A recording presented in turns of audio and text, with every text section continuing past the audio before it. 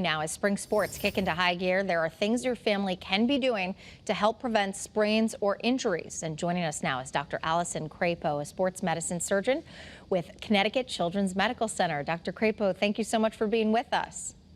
Thanks for having me. So this is a really busy time of the year. I know my kids are involved in a million activities and we're carting them from here to there. What are the best measures we can take to make sure our kids don't hurt themselves? So I think, especially with growing kids, getting warmed up and stretching out before your activity is definitely going to be the thing I would say would make the most difference. So our growing kids they're generally really tight and unflexible. And so as soon as they get out on that field, they sort of kick into high gear. And so I think it's important to take the time to allow for warm-ups, allow for stretches, and get things going. And then, after practice, making sure that they do also stretch out afterwards to increase flexibility, which in our teenagers is really going to help prevent injuries. Yeah, I think it's important. They want to get to the fun of the practice or the game, but we have to stress how important it is to warm up and stretch those muscles. What are some of the most common injuries you're seeing with kids in spring sports? So spring sports to me, unfortunately, means lots of baseball. So it's lots of, our throwers with shoulder pain and elbow pain. And that's one of the things that I think, we try to educate on the most. So we really don't want young throwers continuing to throw if they're having pain in their elbow or pain in their shoulder. Those are things that really do sort of warrant being checked out because there are injuries that can happen. If there are open growth plates, kids can fracture their elbows just by sort of pitching through pain and throwing through pain, and then their elbow can sort of pop at the growth plate.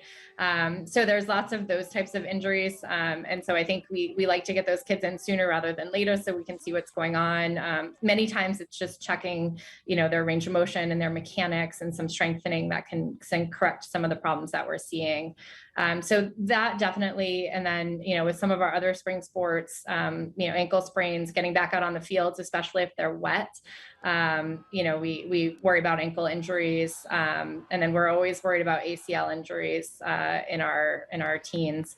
And so I think, again, making sure that everybody is as conditioned as possible. Unfortunately, we're already into the spring season, so there's probably not a whole lot of retroactive conditioning we can do, but making sure that everybody is not that kids aren't playing through pain, I think is most important. And what if your child does get hurt? What's the most important thing in terms of their recovery? So I think it depends a lot on what it is. If it's, a minor sprain or strain, making sure that they, again, take time to rest, do some icing, some gentle stretching. If the pain is persisting or you're noticing a lot of swelling, especially around the knee, then I think it's really important to just, get checked out. Even if it's, we have, I know Connecticut Children's has urgent care, and there's lots of urgent cares out there. If you're worried at all, to get it checked out. I think as long as if it seems to be a minor thing, then just making sure that they're comfortable, that when they're running on the field, they're not limping. And then I think it's probably safe to get back in the game. But if they're not, then we should check them out. My parents always said, you got to rice it. Rest, ice, right. Compression, and elevation. Those are the keys. All right, Dr. Allison Crapo with Connecticut Children's Medical Center. Thank you so much. You're a wealth of knowledge, and we appreciate it. Thanks so much.